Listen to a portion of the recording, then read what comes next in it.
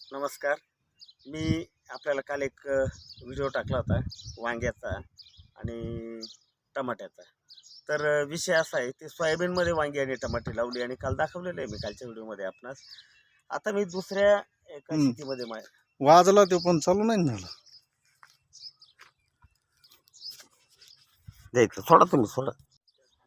नमस्कार.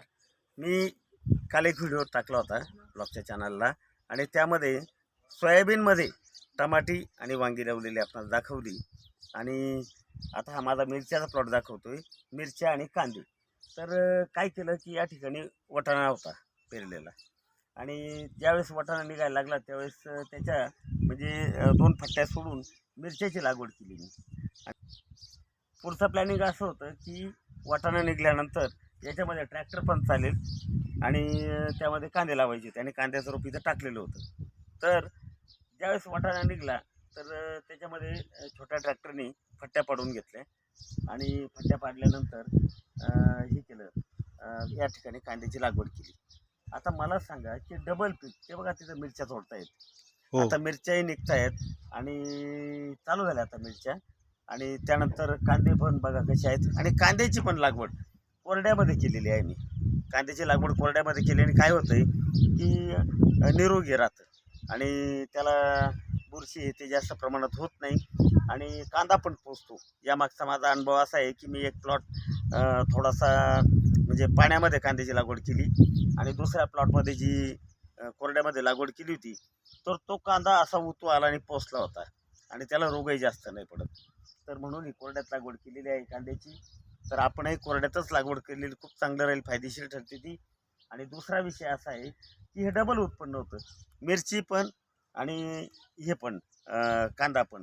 आणि शक्यतो मिरची आणि कांद्याला फवारणी म्हणजे सारख्याच प्रमाणात होते, त्यामुळे काय फरक नाही पडत की बाबा त्याच्या याला जर फवारा जर दिला आपण तर तो फवारा मिरचीला वेगळा आहे की काय, असं आहे. कीटकनाशक, बुरशीनाशक हे फक्त. आणखी एक काम सगळ्यात महत्त्वाचं केलं की मी शेतीमध्ये कधीही तणनाशक मारत नाही, कारण जीवाणू नष्ट होतात. त्यामुळं अजिबात मारत नाही. खुरपणी केलेली आहे याच्यामध्ये आणि आता थोडं थोडं गवत आलं होतं ते झांबडून घेतलं. त्यामुळं खुरपणी केलेली म्हणजे जे काय आपण. आणि आणखी तणनाशक जर मारलं तर जवळजवळ 15 दिवस कांदा लेट होतो. काही का होईना कांद्याला फटका बसतो त्याचा आणि परत सुधारण्यासाठी परत आपण त्याला खतं औषधं हे देत असतो, तर त्याची काही गरज पडत नाही. तोही खर्च वाचतो आणि खुरपणी केलेली कधी फायदेशीर ठरते. तर मला असं वाटतं आपणही अशी डबल पिकं घेत जा. आंतरपिकं म्हणजे कांदा जर लावला त्यामध्ये मिरची करणं, किंवा आपण माझा कालचा व्हिडिओ बघा की त्यामध्ये मी सोयाबीनमध्ये टोमॅटो आणि वांग्याची लागवड कशी केलेली आहे. त्यामध्ये पण आता सोयाबीन निघून गेल्याच्या नंतर त्याला खेळती हवा होईल आणि खूप काही उत्पादन होईल. तर अशा पद्धतीने जर शेती जर केली तर नक्कीच परवडेल. आता मी काय करतो, कॅमेरा माझ्याकडे घेतो आणि आपणास दाखवते बघा. आणि सगळ्यात महत्त्वाचं म्हणजे मी शेतीला कंपाऊंड करून घेतलेलं आहे, सिमेंटच्या फळ्याचं जे कंपाऊंड केलं आहे. त्यामुळे इथं मी वाटाणा घेऊ शकतो, रानडुकराचा त्रास नाही, आणि वाटाणा पण घेऊ शकतो, भुईमुग पण घेऊ शकतो, कुठलाही पीक घेऊ शकतो. आणि हे बघा मिरचीला अगदी सिमेंटच्या फळ्याच्या कंपाऊंडपर्यंत जागाच मोकळी नाही सोडली. आणि हे बघा हा माल लागला आहे आता मिरच्या सगळ्या बघतोय आपण.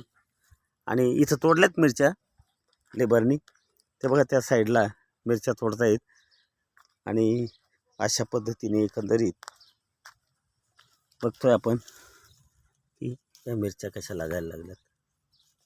तर चालू झाला, तोडा चालू झालेला आहे त्यामुळं. आणि कांदे पण बघा, कांदे पण एकदम निरोगी आहेत आणि आगास लागवड केलेली आहे अशा पद्धतीने. आणि शिवाय यामध्ये काय केलं आहे की झेंडूची काही शेवंती पण लावलेली आहे. तर यामध्ये यामुळं काय होतं की परागीकरण होतं, आणि परागीकरण झालं तर म्हणजे मधमाशा येतात आणि फळधारणा जास्त होते. तर अशा पद्धतीने एकंदरीत हा प्लॉट आहे. अशी वेगवेगळी माहिती मी आपणास वेळोवेळी दाखवणार आहे की जेणेकरून आपणास त्याचा फायदा होईल.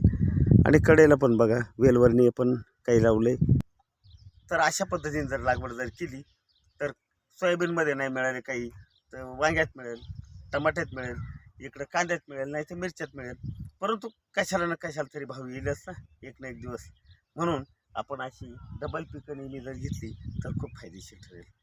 धन्यवाद.